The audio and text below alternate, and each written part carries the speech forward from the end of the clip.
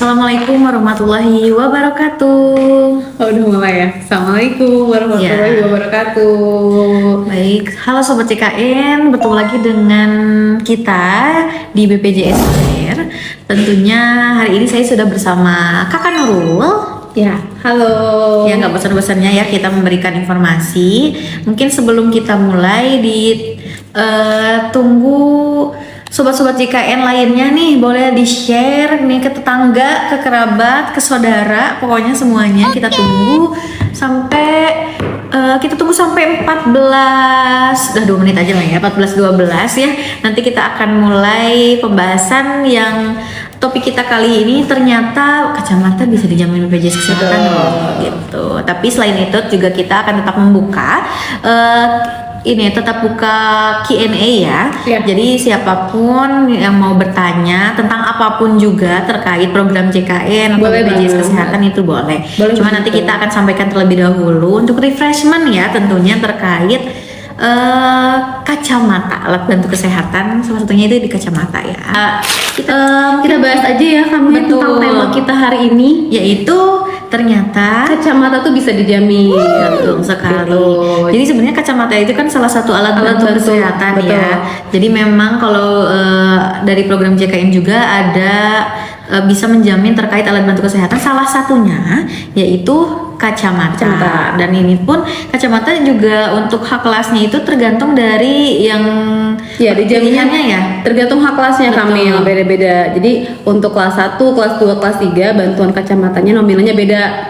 Sobat CKN. Nah, untuk yang kelas 1 itu berapa kami? Di 330.000. Untuk kelas 2 220. Untuk yang kelas 3 165.000 rupiah gitu. Jadi bisa dijamin ya. Alurnya gimana Kamnya? Kalau pengen ngeklaim nih, ada persyaratannya enggak atau ada harus gimana dulu gitu biar bisa ngeklaim bantuan kacamatanya. Betul. Jadi pada intinya kalau misalnya terkait alur ini ya, layanan kesehatan di BPJS Kesehatan secara general itu pasti tetap berjenjang ya. Dan terkait kacamata juga itu juga sama. Jadi nanti sobat JKN kalau misalnya punya keluhan mata itu nanti bisa mengunjungi ke vaskes tingkat pertamanya gitu ya. Misalnya nih sobat JKN terdaftar di Puskesmas A misalnya. Nah, berarti sobat tinggal datang langsung ke puskesmas tersebut. Nanti ya diperiksa dulu, disampaikan keluhannya seperti apa gitu ya. Nah, nanti jadi dokternya yang akan memberikan jawabannya gitu, apakah memang perlu dirujuk atau tidak. Karena ada harus ada minimalnya gitu ya Kamil ya. Jadi nggak bisa kita minta rujukan terus bisa ngeklaim kacamata di optik yang kerjasama. Jadi kayak kacamata itu ada minimal untuk penjaminannya ya. Jadi 0,5. Jadi minusnya minimal 0,5 dan di cylindrisnya itu di 0,25. Betul. Itu minimalnya ya sobat JKN, dan ini tuh bisa diklaimkan per 2 tahun sekali ya. Jadi sebetulnya gini, jadi kalau misalnya sekarang nih sobat udah memang, sebenarnya kita balik dulu nih, kita kan ke alur yang tadi sudah mengunjungi ke vaskes tingkat pertama, sudah diperiksa sama dokternya, kemudian tanya, oh iya ini ternyata memang harus dirujuk karena nanti untuk pengecekan lebih lanjutnya ada yang lebih spesialis gitu ya tentunya. Nah, nanti datanglah ke rumah sakit gitu ya, dirujuk misalnya ke poli matanya, nanti diperiksa di situ. Nah, nanti setelah diperiksa tentunya dari dokter tersebut akan memberikan resep.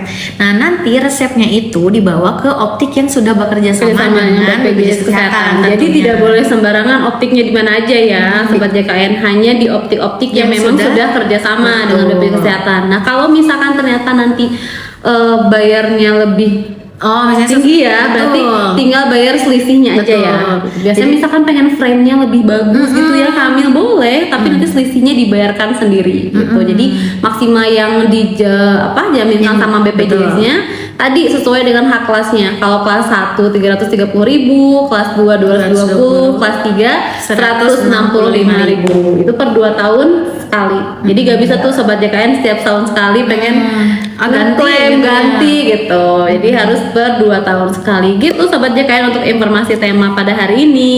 Betul. Dan sebagai informasi juga kan tadi kan sudah disampaikan misalnya setelah 2 tahun baru bisa mengajukan lagi, dan itu pun tidak langsung ke optiknya. Jadi Sobat JKN tetap harus memeriksakan lagi ke fasilitas kesehatan tingkat pertamanya. Soalnya kan nanti ada mungkin bisa jadi apakah turun apakah jadi nambah gitu kan, untuk minus atau plus atau segala rupanya gitu kan. Nanti kan ada dokter yang lebih paham. Nanti kalau misalnya memang ternyata di vaskes tingkat pertamanya tidak bisa memberikan jawaban secara langsung gitu kan, oh ini kayaknya minus ini, tapi karena harus diceknya ada alatnya lagi gitu kan, nanti dirujuk dan diperiksa lagi sama dokter spesialisnya. Nanti kalau sudah keluar resep lagi nanti bisa ke optik kerjasamanya. Dan yang tadi tinggal disampaikan dulu ya, nanti biasanya suka ada nih, oh ini ternyata pesertanya kelas 2 misalnya. Terus biasanya suka ditawarkan dulu nih, ini tuh yang untuk kelas 2 tuh seperti ini gitu kan. Tapi kalau misalnya ternyata saya maunya yang ini gitu, dan ternyata memang harganya itu misalnya lebih dari 220.000, tentunya tinggal dibayar aja selisihnya. Betul, selisihnya dibayarkan saja. Misalnya harganya 320, berarti 100.000-nya yang dibayarkan oleh Sobat JKN ke optiknya. Seperti itu mungkin refreshment terkait penjaminan alat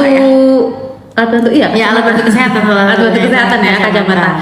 Itu paling Sobat JKN. Jadi informasi yang barusan kita sampaikan, boleh tuh Sobat JKN sampaikan ke teman-temannya, kerabatnya, rekan-rekan kerjanya supaya jadi tahu ya. Betul. Nih Kamil kayaknya udah banyak banget yang nanya ya. Iya, kita mulai ya. Kita scroll dari yang paling pertama tanya. Banyak banget dong yang nanyanya. Oke, pertama ini dari Kak Warni. Kak, kalau mau daftar BPJS Kesehatan pemerintah gimana ya? Gimana Kakak Nurul ini? Itu kelihatan gak sih? Itu sering banget ditanyain ya. Bahkan sering juga banyak peserta yang datang ke kantor cabang pengen daftarnya yang dari pemerintah. Maksudnya kawan itu yang gratis kali ya. Nah itu teman-teman sebenarnya itu tuh gak gratis ya. Jadi itu tuh dibayarin sama pemerintah. Kalau dulu tuh mungkin lebih familiar istilahnya Jamkesmas atau Jamkesda. Nah, Sobat JKN, kalau misalkan mau ikut kepesertaan BPJS yang penerima bantuan iuran yang pemerintah, berarti tinggal mengikuti alur yang di dinas sosial. Biasanya harus mengajukan dulu ke puskesmas di wilayah masing-masing ya. Tapi kami tidak bisa memastikan Sobat JKN langsung aktif, langsung terdaftar seluruh anggota keluarga, karena untuk pendaftaran yang bantuan dari pemerintah itu tergantung dari kuota sama anggarannya Sobat JKN. Jadi anggaran dari Pemda ya, atau misalkan anggaran dari pemerintahnya. Jadi kalau misalkan ternyata Sobat JKN udah kok mengajukan tapi sampai sekarang belum dapat, ya mending daftar yang mandiri dulu aja yang sama-sama di kelas 3 ya, Kamil ya. Betul. Jadi setidaknya nanti kalau misalkan ada apa-apa, tiba-tiba sakit, kita sudah terlindungi, sudah punya jaminannya. Betul, gitu Sobat JKN. Ya. Jadi jangan sampai nunggu sakit dulu baru ngurusin BPJS Kesehatan gitu ya, Kamil ya. Sedia payung sebelum ujian, sedia JKN sebelum sakit gitu ya. Ya biasanya saya baru riweuh kalau ngurusin pas sakitnya gitu. Jadi jangan sampai ya. Jadi pastikan nih Sobat JKN yang sudah terdaftar juga, pastikan harus selalu aktif ya untuk segmen kepesertaannya gitu. Untuk pengecekan status kepesertaannya bisa di Pandawa. Nih, udah sering banget dibahas. Kelihatan nggak sih? Kelihatan. Nah, gimana sih? Ini nih. Nah ini kelihatan nggak? Ini udah sering banget kita reminder. Iya, mudah banget ya ngafalinnya. Nomornya di 0811 8 165 165. Ih, gampang banget. Atau selain di Pandawa juga bisa di aplikasi mobile JKN, tinggal download, cari. Kelihatan nggak sih? Nah ini nih. Nih 0811 8 165 165. Jadi Sobat JKN bisa melakukan pengecekan status kepesertaan di situ, bisa menyampaikan pengaduan juga, bisa mengakses keperluan administratif juga ya, kayak pendaftaran baru, penambahan anggota keluarga, udah mudah banget sekarang. Jadi tidak perlu lagi panas-panas banget ya sekarang cuacanya, harus ke kantor BPJS, online aja, bisa lewat WhatsApp. Gitu ya, Kamil ya. Oke, kita selanjutnya nih Kakak Nurul sudah ada masuk dari DND Squads. Caranya sinkronkan aplikasi JKN satu kakak bagaimana? Jadi mungkin dalam saat pengen terdaftar di handphonenya, di aplikasinya Biar di mobile digabung. JKN itu biar satu kakak sudah terdaftar gitu ya. Harus dicek dulu ya Kak, kalau misalkan memang segmen kepesertaannya sama, bisa kok digabungin. Nanti boleh ke kantor cabang terdekat ya kalau untuk itu. Boleh ke kantor BPJS Kesehatan terdekat. Nah, jadi dipastikan dulu satu keluarganya apakah memang satu segmen kepesertaan atau tidak. Kalau misalnya memang berbeda segmen kepesertaannya, tentunya di aplikasi mobile JKN itu akan terpisah karena itu tergantung dari segmen kepesertaannya. Betul. Tapi kalau misalnya satu segmen semuanya sama, misalnya peserta mandiri, itu mangga bisa diupdate ya. Kalau misalnya ternyata oh Ya, ini ada nanti satu bisa keluarga yang belum disesuaikan. masuk, tinggal ke kantor BPJS Kesehatan terdekat, membawa identitasnya ya, baik KTP KK itu nanti tinggal ditunjukkan saja, tidak perlu membawa fotokopi, tinggal ditunjukkan saja. Gitu ya. Squad selanjutnya dari kakak Erlove, Paul ini nih. Kamu mau tanya kalau belum bayar masih bisa untuk kontrol nggak ya? Kalau belum bayar itu berarti kan nonaktif ya, nggak bisa digunakan. Jadi pada intinya kalau memang mau digunakan untuk layanan kesehatan, status kepesertaannya Harus harus aktif dulu. aktif. Jadi dipastiin mungkin kalau bisa saja misalnya sekarang bulan ini nih di bulan sekarang memang belum membayar tapi statusnya masih aktif itu mungkin karena nanti kalau misalnya terlewat ternyata pembayaran di bulan ini pasti di nonaktifnya akan di bulan depan kan. Cuman jadi KKR ini boleh dicek dulu kepesertaannya bisa lewat mobile JKN atau bisa lewat Pandawa. untuk pengecekan status kepesertaannya selama aktif. Kakak bisa mengakses layanan kesehatan sesuai dengan FKTP yang terdaftarnya ya Kak. Ada intinya jangan sampai menunggak sobat JKN. Kalau misal menunggak itu pertama gak bisa dipakai ya untuk pelayanan. Kemudian kalau misalkan tiba-tiba harus rawat inap itu nanti ada bayar denda juga ya Kamil. Ada bayar denda pelayanan kesehatan juga di rumah sakitnya. Jadi pastikan aktif terus sobat JKN. Gitu. Kalau misalkan tanggungnya bayarnya malah harus ke Indomaret, terus ke Alfamart, boleh auto debit ya. Betul. Jadi bisa langsung menghubungi pihak bank supaya Iya, nanti bisa otomatis didebit dari rekeningnya. Itu lebih praktis. Jadi setiap bulan udah otomatis akan terpotong gitu. Betul sekali gitu dan dipastikan yang tadi disampaikan terkait denda itu bukan denda tunggakan ya tapi denda pelayanan kesehatan. Jadi sewaktu-waktu kalau misalnya sobat sudah nonaktif ternyata baru dibayarkan kembali dan baru aktif lagi kemudian langsung digunakan untuk layanan rawat inap di rumah sakit misalnya, nah itu pasti akan muncul namanya denda pelayanan rawat inap yang akan diinfokan melalui petugas rumah sakit tentunya gitu. Iya udah banyak banget Semoga yang menjawab nonton ya kami, tadi udah 270 kakak. yang nonton.